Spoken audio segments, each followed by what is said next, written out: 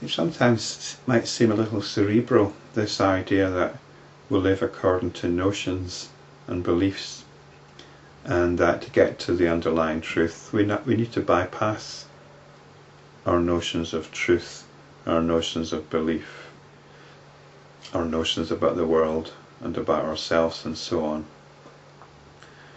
It sounds quite straightforward in a way, but underneath these notions we've got are powerful feelings, powerful emotions. People don't just believe in something, they attach their passion to it. And one of the most fundamental beliefs that we attach our passions, one of the most fundamental beliefs that we invest our emotions in, is relationships. Relationships. And this is what's being looked at now in the Yoga Vasishta. This passion, the emotions that are stirred by relationships. It can be relationships towards father and mother, towards children, brothers, sisters.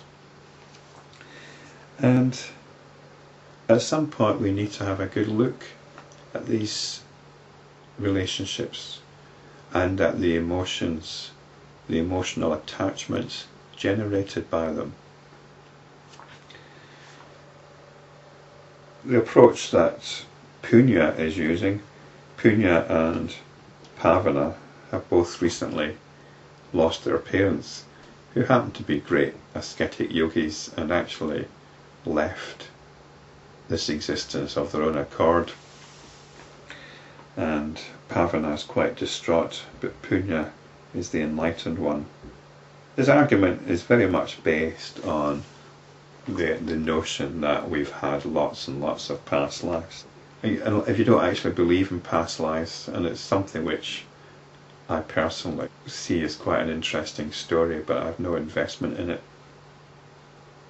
So I think this particular chapter is probably only of use if you've got some conviction in this story of past incarnations. Punya continued.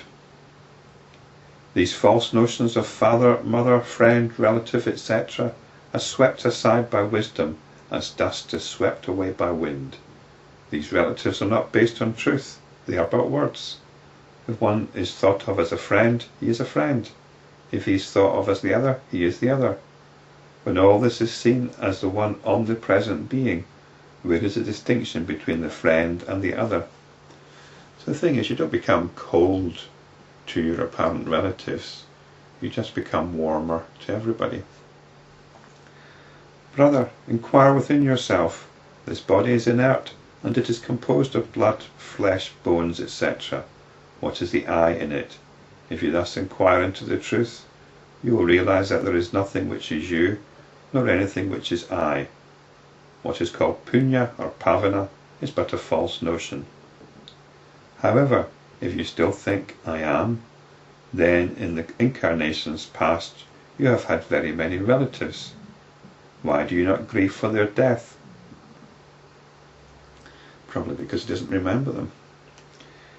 You had many swan relatives when you were a swan, many tree relatives when you were a tree, many lion relatives when you were a lion, many fish relatives when you were a fish. Why do you not weep for them? You were a prince, you were a donkey, you were a peepal tree, and then a banyan tree. You were a brahmana, you were a fly, and also a mosquito. You were an ant. You were a scorpion for half a year. You were a bee, and now you are my brother. In these many other embodiments, you have taken birth again and again, countless times. Even so, I have had very many embodiments. I see them all, and your embodiments too, through my subtle intelligence which is pure and clear-visioned. I was a bird, a crane, a frog, a tree, a camel, a king, a tiger, and now I am your elder brother. For 10 years I was an eagle, for 5 months I was a crocodile, and for 100 years I was a lion. Now I am your elder brother.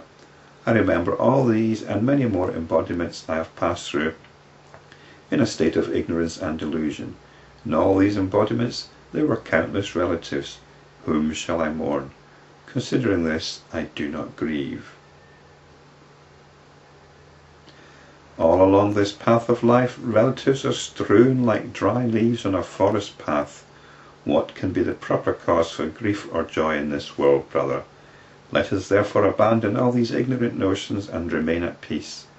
Abandon the notion of the world which arises in your mind as the I.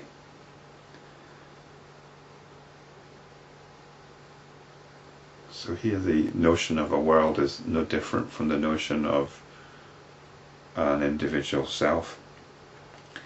And be still, neither going up nor falling down. You have no unhappiness, no birth, no father, no mother. You are the self and not else. The sages perceive the middle path. They see what is at the moment. They are at peace. They are established in witness consciousness. They shine like a lamp in darkness, in whose light events happen, without the lamp being involved. So we've got this term witness consciousness. They observe what's going on. They are observing. They are awareness of the experiencing. They're not getting caught up in it. They're witnessing. So the middle path can be anything you like, really. The middle path is the path of non-duality, or the path which transcends I and world. So whether you believe in past lives or not, what's undoubtedly the case is that we form relationships, not just with other people, but with all aspects of our environment.